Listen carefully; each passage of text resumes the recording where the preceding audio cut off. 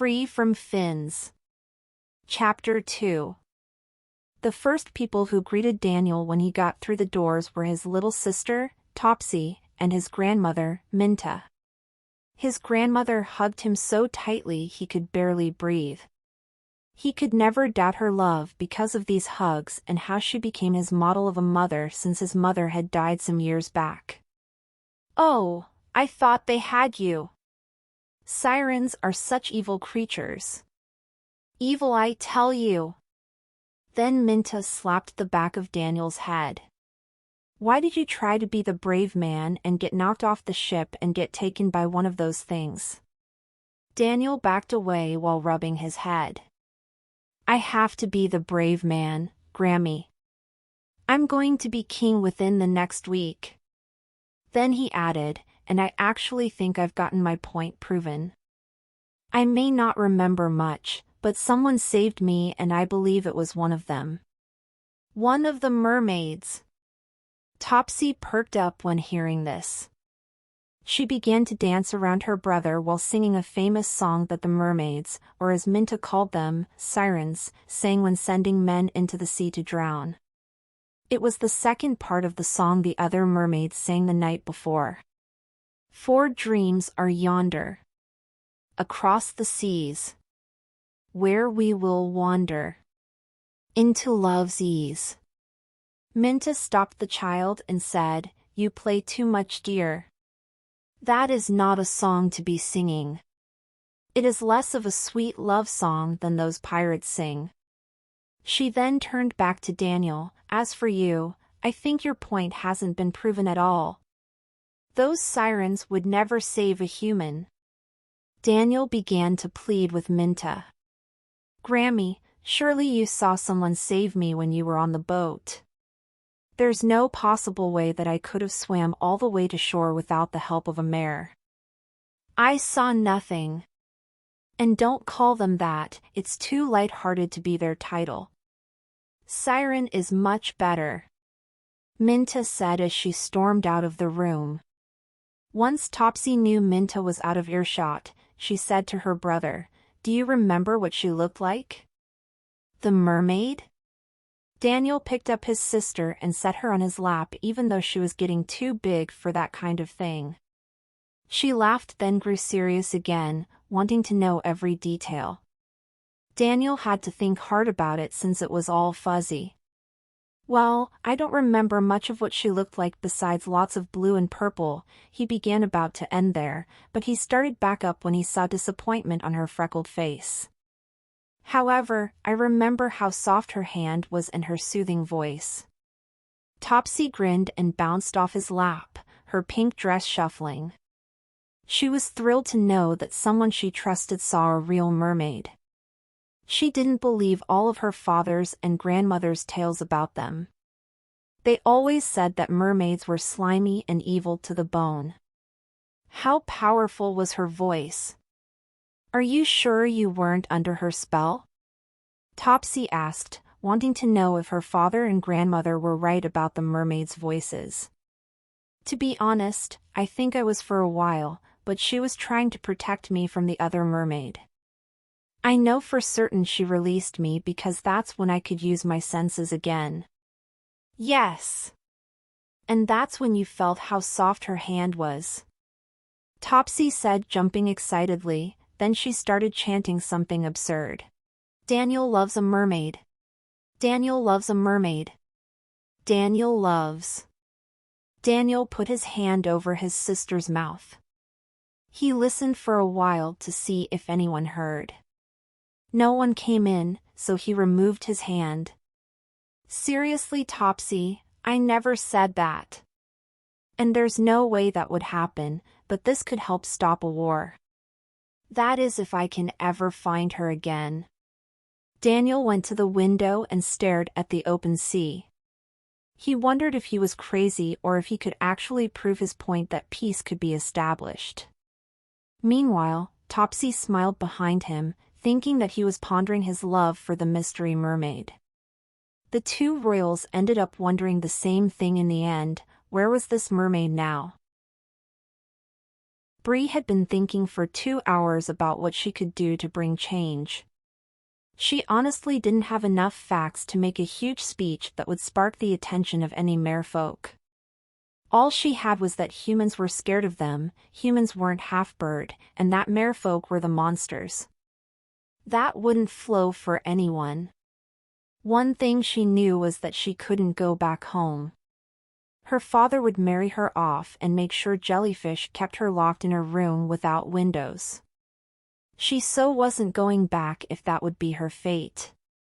The light finally came on in her head, though it was a dim light she should have ignored. She would go see Elsa the Sea Witch. Elsa was a mermaid who made outlandish deals and took the souls of people if the deal was broken or could not be completed. However, Bree was sure that Elsa could help no matter what agreement Bree had to make with her. Of course, who could blame Bree when she was trying to find out more about humans, seeing she lived under the sea? And the only humans there were dead ones. She had to find a way to get on land, and she saw Elsa as her only option, considering she was the only witch that Bree knew of.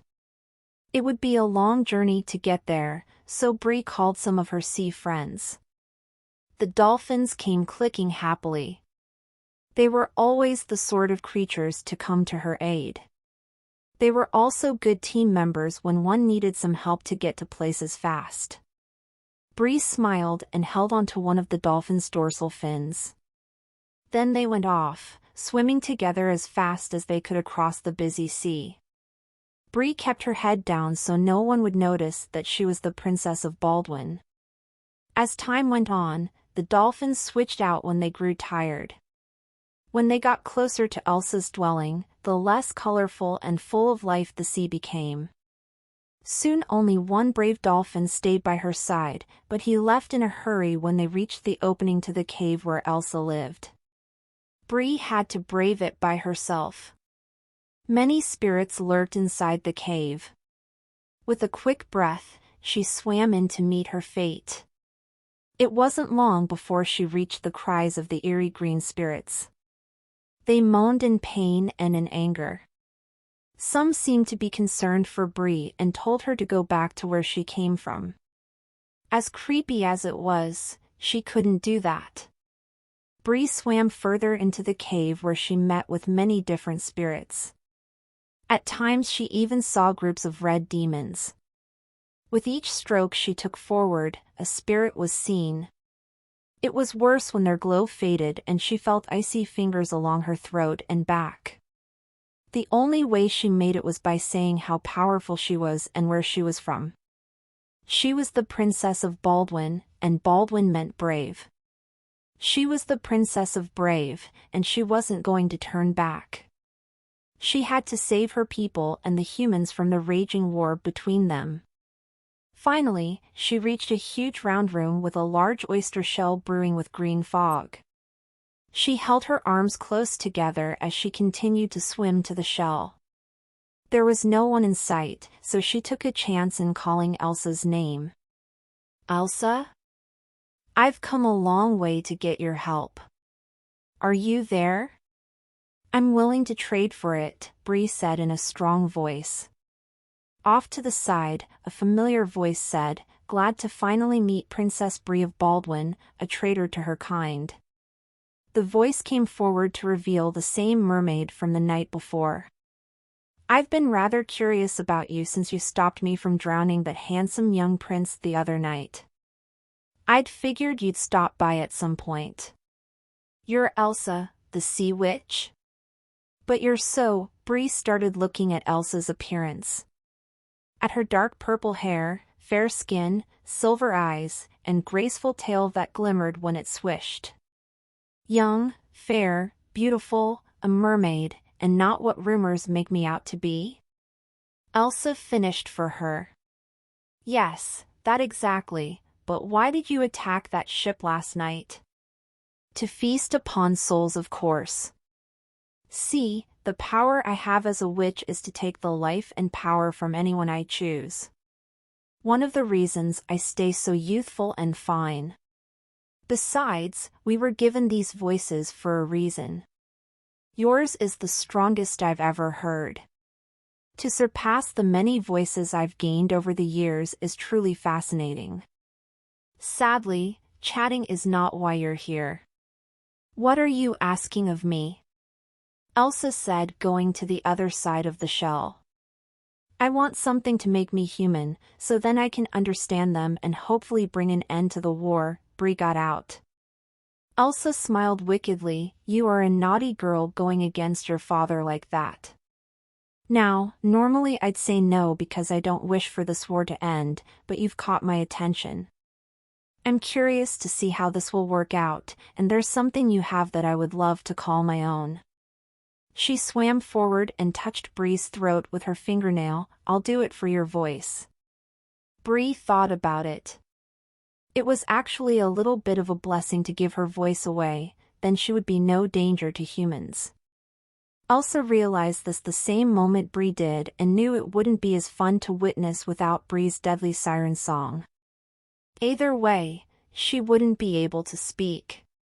On second thought, I'll let you keep your voice, Elsa said, backing away from Bree. I can make you human for a week, and in that week, you have to be able to prove to your father that humans aren't a threat. In the middle of the week, some of the power of your voice will be transferred to me, and that's only if you don't succeed by that time. And if you don't succeed at all, I get the rest of your voice and your soul. Elsa watched Bree's face carefully to see any sign of fear, but it was nowhere to be seen. Bree took her time as she debated whether or not she was willing to give her whole life to save her people and the humans. There was nothing but confidence when Bree finally agreed to the risky arrangement. A wide smile crept on Elsa's face as she puffed a contract and a quill out of nowhere. She handed Bree the quill. Bree read through the contract, making sure it only said what she agreed to. She saw no extra or cut-off pieces, so she signed at the end. Elsa rolled it up and took the quill, making them disappear the same way they came. You are lucky that the man I took a couple of nights ago was a wizard. Sad that he couldn't find a way to outwit me with his potion making, but not that it really matters because I would have done whatever it took to get his power. This way I can make you a potion to drink when you're on shore instead of having you drown down here, Elsa commented as she started to add things into the shell, making the potion. What is this thing? Bree asked, curious. Elsa stirred the mixture inside the shell. The shell? It's just an oyster shell, but many have called it the lost part of souls. They know I used to trap spirits inside, but now I just let them wander around in the cave. If you want to go further in history, it was also used to change the sirens into mermaids. Bree decided to ask nothing else. She couldn't take much more of the backstory of this place without reaching her breaking point. She had to be brave, just until this was all over. Thankfully, Elsa didn't take too long to create the potion. She put some of it in a bottle for Bree. Hope you fail, but it would be interesting to see you win, Elsa said, handing it to her. Bree took it and just gave Elsa a nod. She didn't want to say anything else. After that, she swam as fast as she could out of that cave where Elsa could no longer see her. She was glad that she memorized the cave turns so that she could avoid the spirits as much as possible. And she didn't stop swimming until she reached the shore, which took her 2 days on her own. With the waves flowing alongside her, she rested and breathed to the rhythm of their flow. She held tightly to the bottle. When she was well rested, she popped the bottle open and drank the potion. Before it took effect, though, she passed out from exhaustion. In the morning, Topsy skipped along the seashore looking for shells. She had been thinking about her brother's mermaid for 2 days now. She honestly was hoping the mermaid would appear one day since her brother always took strolls along the beach. He clearly was hoping the same thing. Topsy picked up a shell and held it close to her eyes, examining it. That's when she saw something blue behind a big boulder. She dropped the shell in her bucket and ran to the large rock. Behind the boulder was a girl with stunning blue hair. She wore a purple outfit that was much like Topsy would think a mermaid would wear. The girl, of course, had legs, but the dress she wore had mermaid written all over it as the bottom part was made out of scales. Topsy believed that this girl was the mermaid that saved her brother. He did say he remembered the color blue. There was only one way to find out. Topsy set her bucket down and raced to the part of the beach where her brother sat looking out into the ocean. She grabbed his hand and dragged him along without explaining anything to him. "Topsy, what's going on? Where are you taking me?" Daniel asked. He stopped short when he saw the girl. He crouched beside her and asked his sister, "You found her like this?" Topsy nodded. "Yep, I think she's passed out and that she's a mermaid." The mermaid. Daniel gave her the stink eye. "That's impossible, she has legs, Topsy. She probably got in a shipwreck. I wonder where she came from. She certainly needs help." The girl, Bree, started to cough. Bree opened her eyes to see Topsy and Daniel staring down at her. Bree's violet eyes widened, scared that the potion didn't work. But then Daniel said, "Here, let me help you stand." Daniel and Topsy took Bree's arms and lifted her to her brand new feet. She gasped when she saw them and fell to her knees as she was off balance. Daniel caught her before the rest of her body could hit the sand. "Still have sea legs? That can be fixed. Where are you from? What's your name?" Daniel asked her as he helped her stand again. Bree opened her mouth to speak when she remembered it was dangerous for her to utter a single word. She honestly didn't think the first person she would meet would be Daniel, so she was even more shocked. Finally, she shook her head and pointed to her mouth. "You can't speak." Daniel figured while Bree nodded. "Well, until we get things sorted out, you can stay with us. My name is Daniel. This is my sister, Topsy. She found you." Topsy smiled and went in for a hug. "I love your blue hair. I just got boring brunette hair." "Oh! And your eyes, they're purple." "Again, I got boring colors." "See?" She backed up and widened her eyes, they're a gross green. Bree smiled, thinking the exact opposite as Topsy shared the same eye color as her brother. She loved the sea green and how it popped against their dark hair. With her finger, she wrote in the sand saying how beautiful Topsy's eyes were. Topsy smiled again. Then Topsy wrote in the sand, "Thank you." Daniel caught on and asked, "Can you spell out your name?" "I'd hate to guess." Bree nodded and started to write it down. Daniel came beside her to read it. A smile crossed his face when he read it aloud. "Bree. She can still stay with us, right?" Topsy asked hopefully. "Of course, we promised we'd help her." "Follow us if you wish, Bree," Daniel said, holding an arm out to her. She took it, glad that she'd have someone to lean on for her first steps.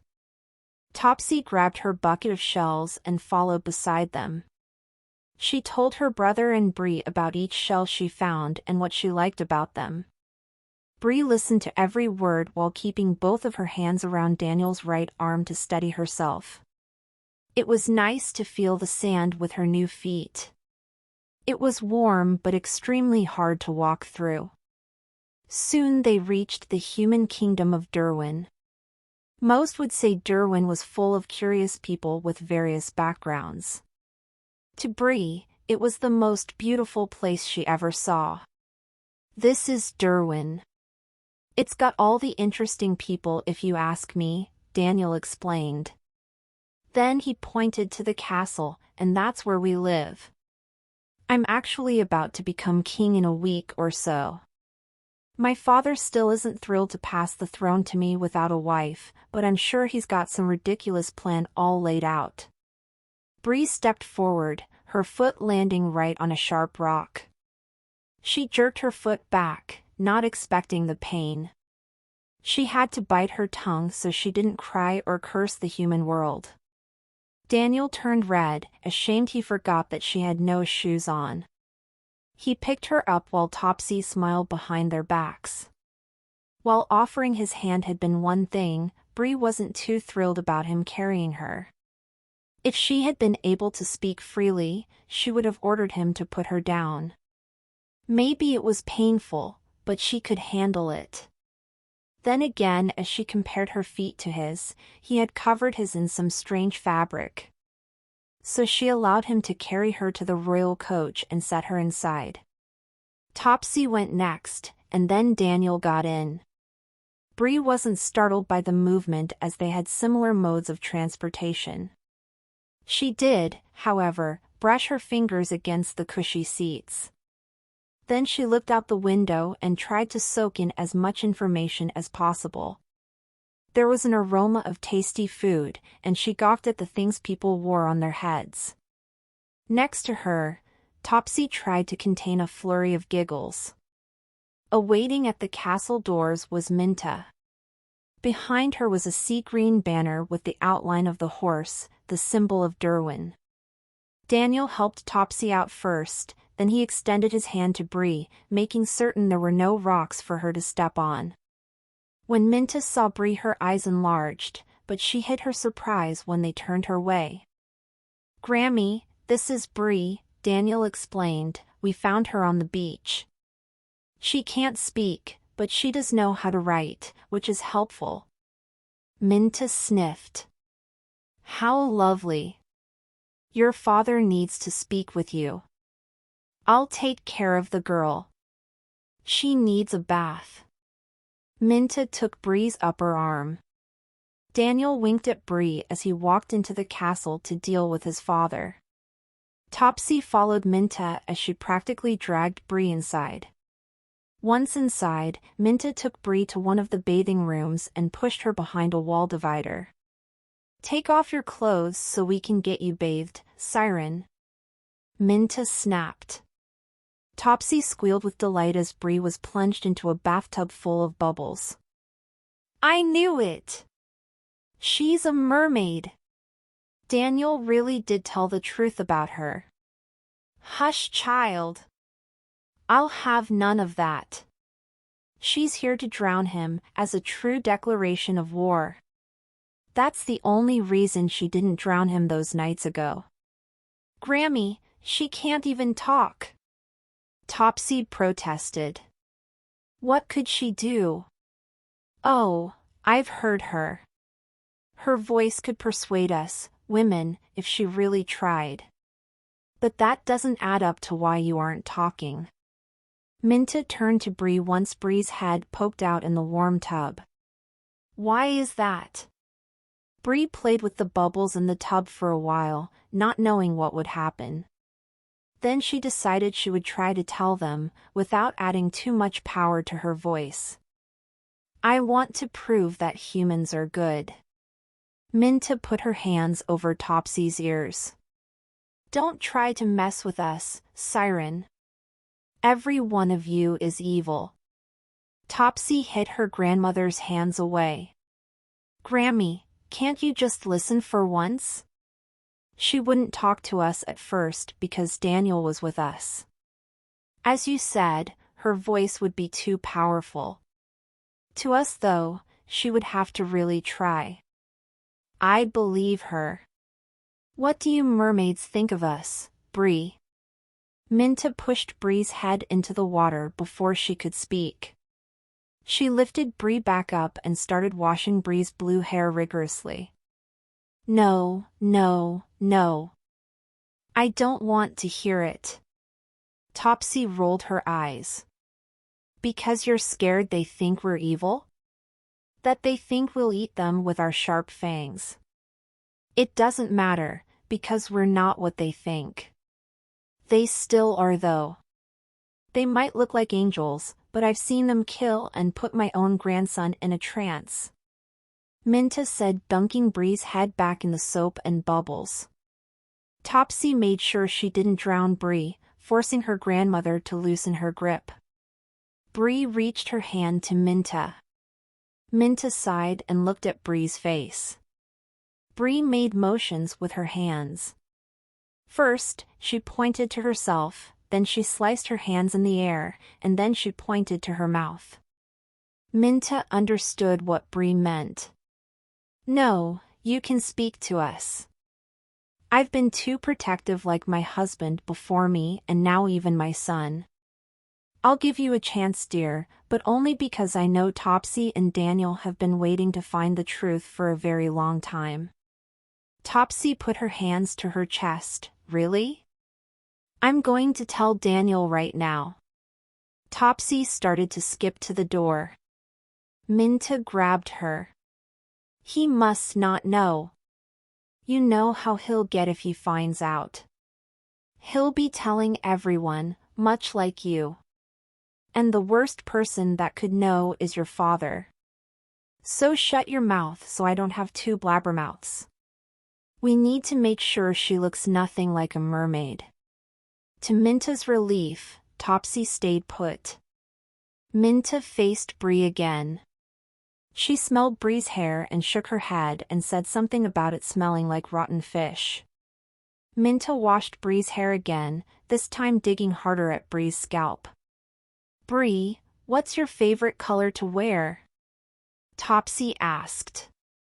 Through Minta's hard washing, Bree said, purple or blue. Minta turned to Topsy. Topsy, go get that purple dress with the flowers lining the top. When Topsy gave Minta a blank stare, Minta added, the purple dress your mother used to wear. With eyes lighting up, Topsy ran out of the room to go get the dress. Bree was forced to be alone with Minta, who was still digging to get the smell out. Bree didn't mind though, she had the feeling she could trust Minta. The silence also gave her the time to study the castle. It was much like her own home. The only difference was that it wasn't submerged in water and that it was brighter because of the sun shining through the windows. And she had legs, real legs that humans had. That they walked on. Minutes later, Topsy was back with the dress. Minta got Bree out of the tub and quickly into a towel. Then they fitted Bree into the purple dress. It was so strange to Bree, but it reminded her of having a tail again because she couldn't see her feet. Once she was dressed and put some shoes on, they had her sit down while explaining what shoes were.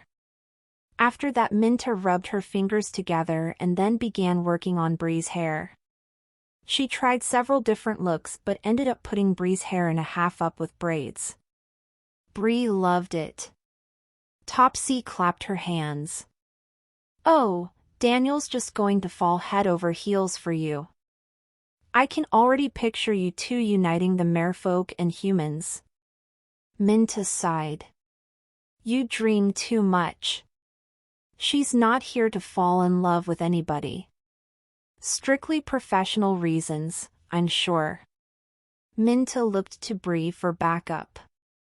Yes, I didn't come here to fall in love. I just want to finally prove something of importance to my father. And once he sees I'm right, I won't have to get married on his timing. Both the expression on Minta's and Topsy's faces changed. They knew arranged marriages were common, but they couldn't help but wonder if her arranged marriage had to do something with being a princess. Are you a princess mermaid? Topsy asked as they headed to the door. Actually, I am. I'm Princess of Baldwin, the High Kingdom of the Ocean. That sounds like a Vani. It was named after the entire land. That's so cool. And that means if you do happen to get married to Daniel, it could bring peace. Topsy stated. Minta put a hand to her forehead as she opened the door. Or it could start an even bigger war. Now quit talking about it, Topsy. And Bree quit talking altogether. Remember the costs. Bree nodded and they walked out of the room. The talk with Daniel's father didn't go as planned. It was simply a lecture on what he needed to be focused on. That was finding himself a bride, or at least preparing to be king. Daniel told his father when he could find a place to speak, that he had been saved by a mermaid. Now of course that didn't help at all, even when Daniel said it could unite the races. Daniel, your grandmother has already told me the whole story. You were attacked by those creatures twice. Once they got you overboard. And even if one did save you, who's to say that they all would? It's the majority that counts. We have to take action. I will not have you and your sister claim such nonsense. There is no love in these creatures. There is no purpose in making peace. You need to focus on what is at hand, said his father from the throne. Father, stopping this tension is what I need to be focusing on. It's better to make peace. I'm sure I can. Silence, I will have no more. I've decided that you will get married since you clearly don't know what's for your own good. The Princess of Amishi will be perfect. It will settle our disagreement with them about wizards and such. Now go do something useful. Daniel bent his head towards the ground. He wished for once his father would consider listening to him. All they had to do was find the mermaid that saved him and talk to her. As Daniel started to walk out, he remembered something. He turned back to his father. Also, there's a girl Topsy found at the beach. We took her in because she looked lost, a shipwreck perhaps. His father waved a hand. Yes, I've heard the buzz. The young blue-haired girl, who can't speak. The servants have been talking about it. You are too much like your mother, now leave me in peace, so I may rest for the ball tonight. Daniel nodded and departed from the room. He was glad that the news of Bree hadn't been like the rest of his talk with his father. And for whatever reason, Daniel was looking forward to telling this to Bree. There was something about her and her hair. While he had tried to dissuade Topsy that Bree was a mermaid, he had the feeling that his sister spoke the truth.